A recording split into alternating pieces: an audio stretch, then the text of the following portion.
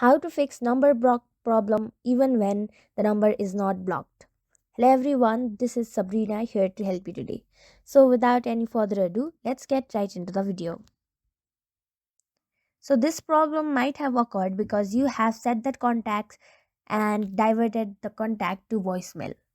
In order to remove it, you will have to stop diverting that contact to voicemail and let it ring to your phone.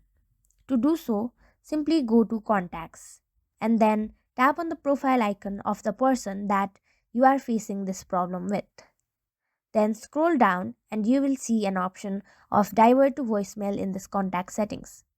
If you have turned it on, simply tap on Don't Route to Voicemail and your problem should be fixed. Now you will be able to get ring ring when the contact calls you. So that's it. Thank you for watching this video. Make sure to like, share and subscribe to our YouTube channel. If you got any questions, comment them down and I'll catch you in the next one.